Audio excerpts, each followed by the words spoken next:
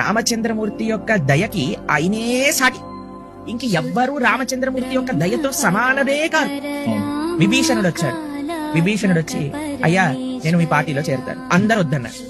Hanuma okay అన్నాడు. రాముడు కూడా అప్పుడే డిస్టైన్ చేసుకున్నాడు. ఆయన నేను ఈయనకి ఇచ్చేస్తాను, అభయం సర్వభూతేభ్యో, ఎవ్వరొచ్చినా సరే నేను వాళ్ళని అక్సెప్ట్ చేసేస్తాను అని విభీషణుడికి వెంటనే పట్టాభిషేకం చేసేస్తారనమాట. నీకు లంకాకి రాజుని ఇచ్చేస్తున్నాడు. ఎవరైనా యుద్ధం కాకముందే లంకా నగరానికి రాజుని చేసేస్తారని రామచంద్రమూర్తి చేసేసాడు. లంకా నగరానికి రాజుని చేసేసాడు. తర్వాత ఒక ప్రస్తావన వస్తుంది, అయ్యా రేపు పొద్దున రావణుడు కూడా మారి నీ దగ్గరకు వచ్చి నేను తప్పు చేశాను అని ఒప్పుకుంటే, నీకు శరణాగతి చేస్తే అప్పుడు ఏం చేస్తావు? ఇప్పుడేమో ఈయన విభీషణుడికేమో లంకా నగరాన్ని ఇచ్చేస్తావు. రేపు రావణుడు మారి నీ దగ్గరకు వస్తే ఏం చేస్తావు అని రాముడు ఏమన్నాడు తెలుసా అండి? రావణాసురుడికి అయోధ్యని ఇచ్చేస్తాడు. సరే ఇంతటితో ఆగలేదు. ఇంకొక ప్రస్తావన వచ్చింది. అయోధ్య భరతుడికి ఇచ్చావు కదా. భరతుడు ఏమన్నాడు? నువ్వు వచ్చేంత వరకు పాలిస్తానన్నాడు.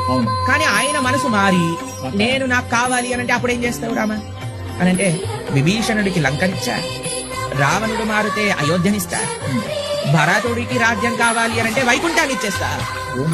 సరే వైకుంఠాన్ని ఇచ్చేస్తా, మరి నువ్వెక్కడ ఉంటావురా, మరి మీరెక్కడ ఉంటారండి అని అంటే, నాకు ఏమి తక్కువ, నన్ను భక్తి చేసే నా నామని చెప్పే భక్తుల యొక్క హృదయాలలో నేనుంటా అని రాముడు అన్నాడు.